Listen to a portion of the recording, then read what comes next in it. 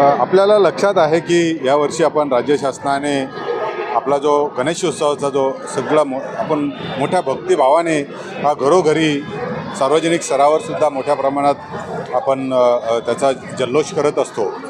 आणि हे जे आपलं जे काही उत्सवाचं वातावरण आहे, हा उत्सवाच्या वातावरणातून आपल्याला काहीतरी आपली संस्कृतीसुद्धा आपण जपली पाहिजे, हाच हेतू ठेवून यावर्षी राज्य महोत्सव म्हणून आपण घोषित केला।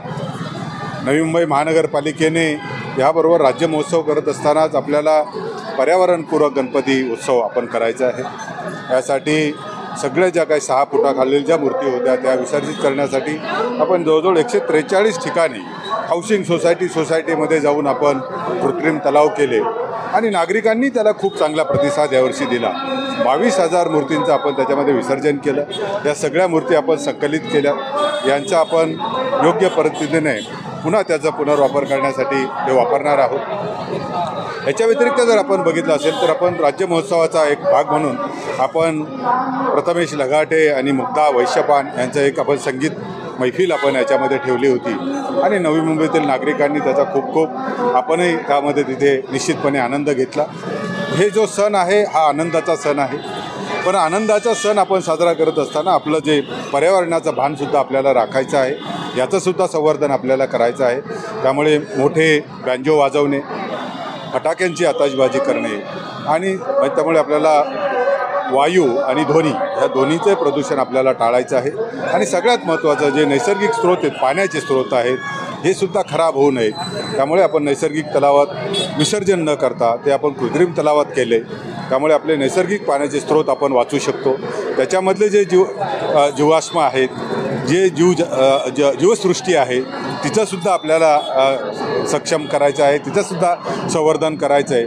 आणि हे सगळ्यांनी एक सामूहिक जबाबदारी म्हणून आपण हा उत्सव साजरा करत असताना फक्त उत्साह राहू नये, पण त्याच्यामुळे आपल्या पर्यावरणाचंसुद्धा संवर्धन झालं पाहिजे, हाच मंत्र ठेवून आपण यावेळेस हा सगळा जो गणेशोत्सव आहे तो साजरा केलेला।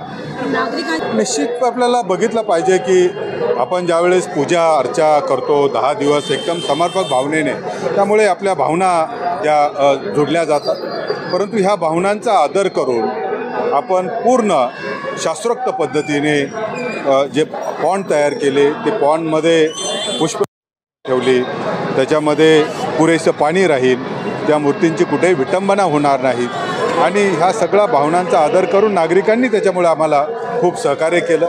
आपण ज्या शाडूची मूर्ती आहेत त्यांना प्रोत्साहन देण्यासाठी त्यांना प्रशस्तीपत्रसुद्धा आपण देतो। मला वाटतं की नागरिकांनी या सर्व गोष्टींचा जर आपण आपल्या उत्साहापुरतंच आपण उत्साह म्हणून न राहता हा आपण एक सामूहिक जबाबदारीतून निसर्गाचंसुद्धा संवर्धन करायचं आहे, हीच आपण जर सगळ्यांनी एकत्रित्या विचार केला तर मला वाटतं की आपला उत्साह राहील आणि निसर्गाचं संवर्धनसुद्धा होईल। म्हणून आपली खूप आनंदाचा क्षण आहे, कारण आम्ही आज निवडणुका नाही आहे, त्यामुळे प्रशासक म्हणून सगळ्या नागरिकांच्या भावना आपल्यापर्यंत पोहोचणे, नागरिकांच्या मनामध्ये असलेली व्यवस्था आपण उभं करणे हे थोडं आमच्यासाठी कसोटीची बाब असते। परंतु आपल्यासारखे जे प्रतिनिधी आहेत, लोकप्रतिनिधी सगळे इथले आहेत आणि ह्या सगळे माननीय मुख्यमंत्री आहेत, माननीय मुख्यमंत्री महोदय आहेत, इथले माननीय स्थानिक आमदार आहेत, खासदार आहेत, या सगळ्यांचंच याच्यामध्ये खूप आम्हाला सहकार्य राहिलं। त्यामुळे आज हा जो सण आहे, हा उत्साह आहे, हा निर्विघ्नपणे पार पाडू शकतो आणि नागरिकांच्या अपेक्षाला आम्ही उतरू शकतो। तुम्ही स्वतः साक्षीदार आनंदाचा क्षण आहे। लोक एवढी नागरिक मोठ्या प्रमाणे संख्येने बाहेर येतात, पोलीस यंत्रणा रस्त्यावर आहेत, स्वच्छता राखली जाते, सगळे आपला आनंद घेतात आणि हा जीवनामधला खरा जीवन जगण्यामध्ये आनंद मिळणं सगळ्यात महत्त्वाचं आहे। आणि आम्हाला आनंद होतो की आम्ही त्याचा भाग बनलो, की हा आनंद द्विगुणित करण्यासाठी आपण मदत करतो।